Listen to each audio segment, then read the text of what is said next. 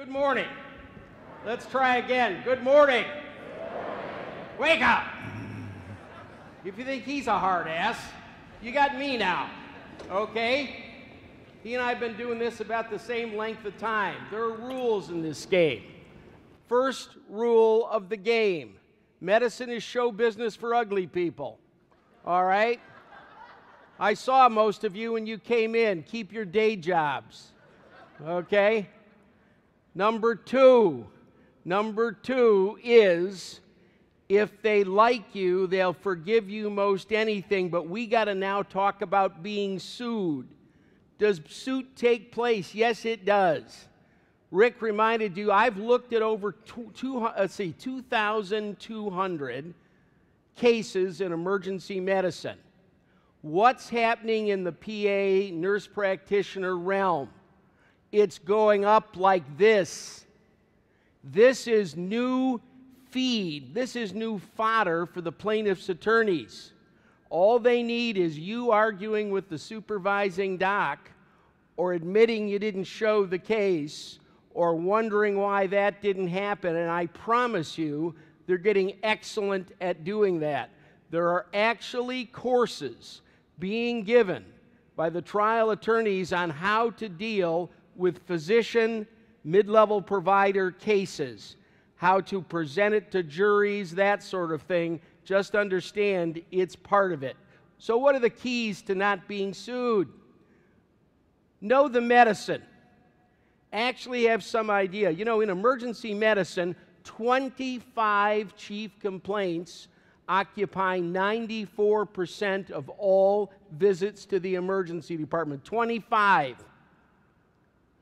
Of those, there are about 10 which you will see in most emergency departments day in and day out. You know, Dighton talked about the fact that we went into this for a lot of reasons. Most emergency docs are ADD or ADHD, right? We're all that way. As soon as the patient's talking for more than 2 minutes, we're bored now. Okay, move on. Move this along. By the way, Rick says we take 30 seconds to interrupt them. Actually, that study says we take 7 seconds to interrupt them, because you and I want to move through it. That's just the way we are. Get used to that, and that's something we have to fight. But know the medicine, know the chief complaints, know what you're going to do with those things, and know which things you're going to refer to the head doc at that moment in time, or if you're on a telemedicine that you're going to call into the center with. And I'll point some of those out right now, and when I say that, believe that. I've done cases where that is the case. Pay attention. So know the pitfalls. Know things that when you hear it, you're automatically upset. The third visit that day for a patient, admit them. I don't care what they have. If the pizza delivery man has made 3 deliveries that day, admit him. Okay, just admit it. And act like you care. By the way, this is a skill, and acting is important. I know you're all sitting out there, just like a lot of my very smart residents, and say, well, I'm a scientist.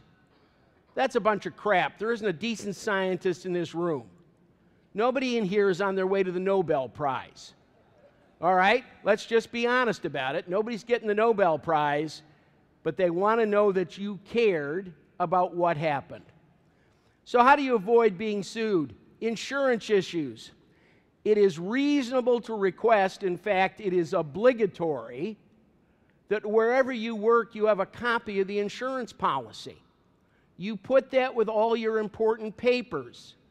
You should know what it means to have a claims-made policy. You ought to know what an occurrence policy is. You ought to know how long they last and go on, because a lot of them are not evergreen, and you have to know about it. By the way, they're unlikely to cover you for what happens outside the department. When we buy insurance, and I've been president of 2 insurance companies, having advised 100 more, You get a policy that covers you for the patient you saw in the department that you created a chart for. No chart, no coverage. If you decide to become the camp doctor, and I have that case, somebody decided, a doctor as a matter of fact, who worked for us, thought he was going to do something good. Okay? No good deed goes unpunished. Okay? God looks at you and says, you're an idiot, and slaps you down. Well, he decided to be the camp doctor at a Jewish diabetic camp. Nothing could go wrong there, right? How many fathers do you think are attorneys in that situation? He's working. He sees a kid. He took his wife and kids to the camp. Everybody's having a good time. One of the kids he sees after dinner with the quote-unquote stomach flu, the next morning has a ruptured appendix. Okay, now, he comes back to me and says, they're suing me. I said, good, what would you like me to do about it?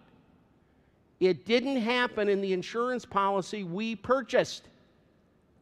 You got to keep these sorts of things in mind, and the smart doc knows this.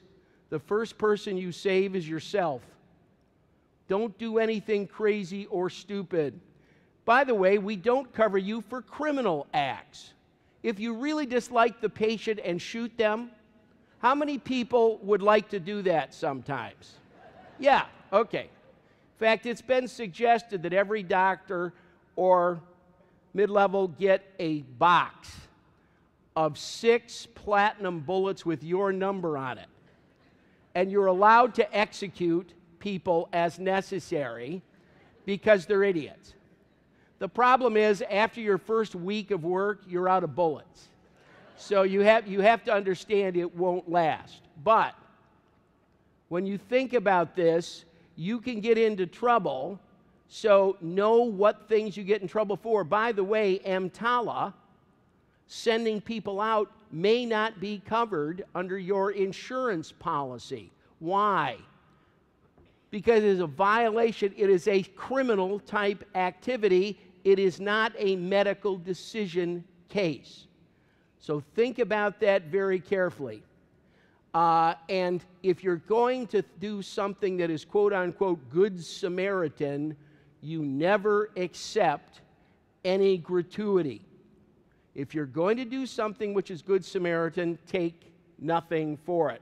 By the way, Good Samaritan cases are discussed all the time and almost never happen.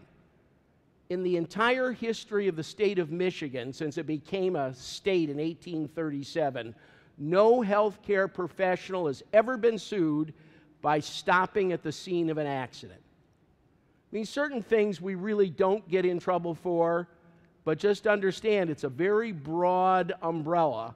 Be careful as you use it. Pharmacology, black box warnings, any drug. Let me just give you some real stats.